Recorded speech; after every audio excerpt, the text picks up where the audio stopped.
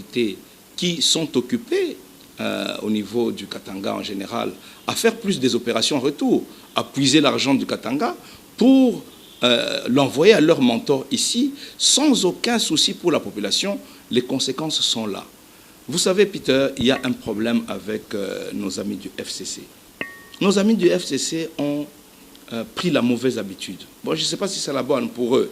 C'est d'installer dans toutes les institutions, parfois, surtout dans les provinces, les gens qui n'ont pas de personnalité et qui sont des médiocres. Pourquoi? Parce que ces gens-là, ils leur imposent. Tout le monde devient baron à Kinshasa en disant à tous ceux qui ont été installés là-bas, non, c'est grâce à moi que tu es là, donc chaque mois, il me faut 200 000, chaque mois, il me faut 500 000. Finalement, les pauvres messieurs se servent aussi en passant, parce que plus personne n'est occupé à travailler, et les pauvres messieurs n'ont même plus rien pour mettre dans la sécurité et autres. Et tout le monde, le pays n'est pas géré, le pays n'est pas gouverné. Il est grand temps que le président de la République, Félix Tshilombo, reprenne les choses en main, parce que le pays est en train de s'envoler. Vous avez l'impression qu'il n'a pas repris les choses en main jusque-là? Pas l'impression qu'il n'a pas repris les choses en main, mais l'impression qu'il a été fortement piégé. Il ne faut pas oublier que le FCC a préparé tout ce système correctement, dans la mesure où, il a voulu, il a tenu à ce que les élections nationales, les élections provinciales, les élections présidentielles se passent au même moment. Cela pour permettre que, si jamais il y avait un président élu, que celui-ci ne puisse pas nous donner une nouvelle dynamique aux autres niveaux, au niveau national et au niveau provincial. Parce que, dès qu'il y a un nouveau président élu, il y a une autre dynamique qui peut se créer au sein du pays. Donc, ils ont couplé les trois élections. Ils se sont arrangés pour nommer, je dis bien nommer, les députés de manière majoritaire à tous les niveaux. Au niveau des provinces, ils ont nommé près de 80% des députés. Au niveau national, ils ont nommé également 70 à 80%. Vous faites partie de ces nominations. Mais moi, je crois qu'ils l'ont nommé, mais je parle de ceux qui ont été nommés, ils se connaissent. Donc, ayant fait cela, ils ont les leviers de l'administration provinciale, ils ont les leviers du gouvernement central. Entre-temps, ils ont toute la police, ils ont l'armée, ils ont la justice. Alors, quelle est la marge de manœuvre qui reste au président de la République qui se retrouve isolé? Le président est pris en étau, là.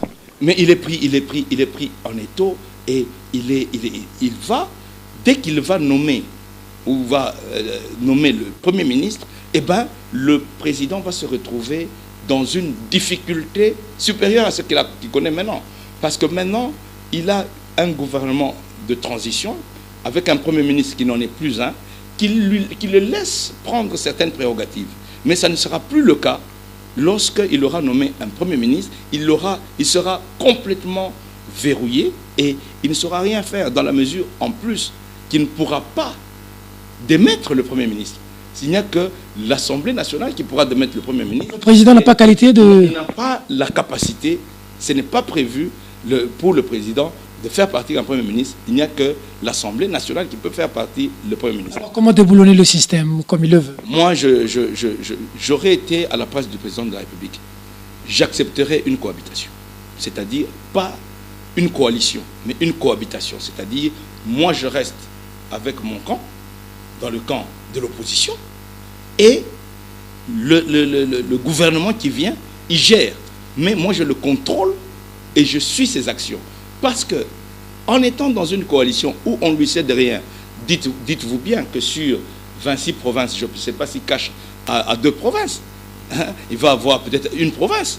Alors, c'est quel genre de coalition? Le gouvernement, je crois que j'apprends que les discussions sont au point mort, parce qu'on tend à lui imposer un Premier ministre qui n'est pas en odeur de sainteté. Albert Youma. Bon, c'est ce qu'on apprend. Bon. Et on tend également à lui imposer un gouvernement où 80% du côté FCC. Du côté FCC. Et quel sera son rôle? C'est-à-dire, il va subir tout ce que le FCC va faire et il va l'endosser en étant leur allié. Et en ce moment-là, le FCC qui n'entend pas non seulement faire le changement, non seulement punir, le FCC a mis le mécanisme pour se protéger et continuer avec le système de corruption, le système de dictature et le système de brimade. Or, lui, il est leur allié, il sera leur allié sans véritable pouvoir de décision et d'influence, sauf peut-être dans le domaine de la sécurité et des affaires étrangères. Ce qui n'est pas suffisant parce que le vrai chef du gouvernement, ça sera le Premier ministre. Et la situation est très mauvaise. Je pense que déboulonner le système va passer ici nécessairement par une révolution populaire. Honorable Christian Mando, vous parlez bien. Les gens qui vous suivent seront quand même séduits. Mais comment vous n'avez pas pu séduire les députés provinciaux et que vous ayez perdu au niveau de Tanganyika? J'informe le public que c'est l'honorable Zoé Kabila qui est gouverneur, qui vous a battu. Oui, ben, écoutez, je vous ai dit que le système Kabila s'est préparé. Moi, je ne suis pas allé au Tanganyika nécessairement pour gagner. Parce que je savais que les dés étaient pipés d'avance. Parce que, oui, parce que Ensemble pour le changement a 8 députés et le FCC en a 17. Je passe les détails des tricheries dans la mise en place de ce système. Je vous dis par exemple notamment que cette fois-ci, c'était le tour de Moba et de Manono de coopter les chefs coutumiers, mais il y a des gens avec le pouvoir actuel qui ont des ordres qui sont venus de Kinshasa pour dire qu'on exclut Moba dans la cooptation pour mettre plutôt Kabalo. Vous comprenez pourquoi. Donc, le système, le dé était pipé. Mais mon devoir à moi, ma responsabilité à moi, c'était de montrer au peuple que je ne l'ai pas abandonné. Parce que ce peuple m'a plébiscité aux élections. Comment Zoé va vous gagner? Comment? Ce n'est pas le peuple qui a voté. Ce sont les députés qui ont été nommés et qui devaient à leur maître de renvoyer l'ascenseur. Mais en plus de ça, les brimades que ces mêmes députés ont reçues, les menaces, je vous dis que l'ancien conseiller spécial en matière de sécurité du président de la République sortant était sur place. Pendant, il a fait, je crois... Un conseiller spécial, c'est qui? Maître Mbouyou était sur place. Il était sur place pendant l'élection? Bien sûr, pendant l'élection, il était là. L'honorable Jeannette Kabila était là. Monsieur Mougalou était là. Il y avait Ngoï Moukena était là. Il y avait toute une panoplie de gens qui ont été mis en place pour mettre les gens dans un régime de terreur. En plus, je vais vous dire une anecdote qui est quand même extraordinaire. Avec la complicité de la CENI, l'honorable Jeannette Kabila et M. Mougalou étaient dans le bureau de vote avec qualité d'observateur. Dans le bureau de vote. Dans le bureau de vote. Avec qualité d'observateur, les macarons d'observateur. Est-ce que des choses comme ça sont acceptables? Avalisé par la CENI. Avalisé par la CENI, parce que c'est la CENI qui délivre les macarons d'observateur. Ce que vous dites, c'est vérifier. Mais vous allez le vérifier, vous avez les députés provinciaux qui sont là, vous avez tout le monde qui était là. Mais et vous pouvez même poser la question aux concernés, parce que je ne dis que la vérité. Ils étaient observateurs dans le bureau de vote. Pour quel objectif? Des stylos avec caméra ont été distribués avec obligation à chaque député de FCC de filmer son bulletin de vote. Est-ce qu'on veut la démocratie?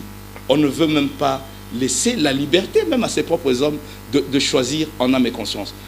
Que voulez-vous faire avec cela? Moi, je suis fier du combat que je menais. Ce n'était pas un combat pour nécessairement gagner. C'était pour montrer que j'avais un projet, que j'étais capable de le défendre et que je n'avais pas peur. Est-ce que vous pouvez imaginer ce qui s'est passé notamment aussi à l'élection dans la ville de Lubumbashi, hein? Même ici, je crois à Kinshasa, où chaque député devait se faire accompagner pour aller jeter son bulletin dans l'urne? Est-ce que c'est normal? Est-ce que c'est normal ça? Dans quel pays cela est acceptable? Ce sont des faits qui vous semblent normaux, banaux, mais ce sont des faits qui sont extrêmement graves. Et pour notre démocratie, et pour la conception que les gens ont des choses. C'est-à-dire, on vous fait ça par contrainte. La fin de tout, c'est que ces gens se croient tellement tout permis que hier, c'est un Charles Naouézi qui va arracher le micro à un membre du bureau et le bousculer. Voilà, c'est-à-dire, vous valez rien, vous n'êtes rien, on vous écrase et vous en verrez de toutes les couleurs. Mais je crois que nous devons être prêts à nous défendre. Nous devons être prêts à aller de l'avant parce que le système est là. Le système se renforce. Le système a cru qu'il a gagné et qu'il devient plus arrogant, plus fort et plus agressif. Plus agressif et moins tolérant. Et c'est ça qui est dommage, parce que nous avions cru que la leçon que les gens ont eue, parce que même s'ils ont triché, ils savent que sur le terrain, plusieurs n'ont même pas voulu montrer leur couleur, plusieurs se sont cachés, d'autres se sont fait chasser partout. Mais ça aurait dû les rendre un peu plus modestes, un peu plus attentifs aux cris de la population. Mais j'ai l'impression que c'est plutôt du contraire. Est-ce que c'est plutôt le contraire, vous qui avez l'amour du pays? Est-ce que pour sauver la nation aujourd'hui, il ne faille pas mettre nos égos de côté et que composer ensemble la Mouka, Cash, pour sauver le pays, pour déboulonner le système FCC? Est-ce qu'il ne faille pas aujourd'hui regarder dans la même direction avec Fachi, ensemble, pour aider le pays à avancer? Bon, je crois que pour ce qui concerne Fachi, le président d'Ensemble, dont je suis secrétaire général adjoint, a été très clair. Fachi n'est pas notre adversaire. Ce n'est pas notre adversaire et nous n'allons pas nous mettre à taper dessus.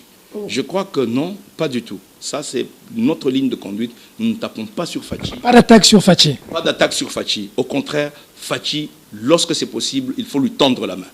Il faut, oui. Ça, c'est ensemble. Ça, c'est ensemble. Dans notre ligne de conduite de ensemble. Je parle d'ensemble ici, je n'engage pas la Mouka. Pour ensemble, quand c'est possible et qu'il peut donner un coup de main à Fachi pour déboulonner le système, nous devons lui tendre la main. Nous, notre ennemi, notre adversaire, ce n'est pas notre ennemi, c'est le FCC. Le FCC n'a aucune intention de changer. Et je vous dis, dans les 6 mois qui viennent, quand on va nommer le Premier ministre, vous allez voir que le FCC n'aura qu'une seule préoccupation, c'est de noyer Fachi. Cette alternance, même de la manière dont elle s'est passée avec le départ de Kabila, n'aurait jamais eu lieu. Moïse Katumbi a été la pièce maîtresse. Il faut voir la manière dont il est haï par le FCC, parce que sans lui, cette alternance n'aurait pas eu lieu. C'est déjà un pas, parce que nous, et je vais le dire sans honte, que nous, le départ de Kabila était l'objectif primordial. Et à partir du moment où Kabila est parti, nous considérons que nous avons eu une demi-victoire. Nous n'avons pas totalement perdu. Puisque aujourd'hui, on aime ou on n'aime pas Félix Tshisekedi, moi, je le considère toujours comme le leader de l'opposition. Parce que j'ai été avec lui comme président du Rassemblement. Et donc, l'opposition a quand même réussi à avoir la présidence de la République aujourd'hui. Donc, ça a été fait pourquoi? Parce qu'il a fallu bousculer le système, parce qu'il a fallu isoler le système.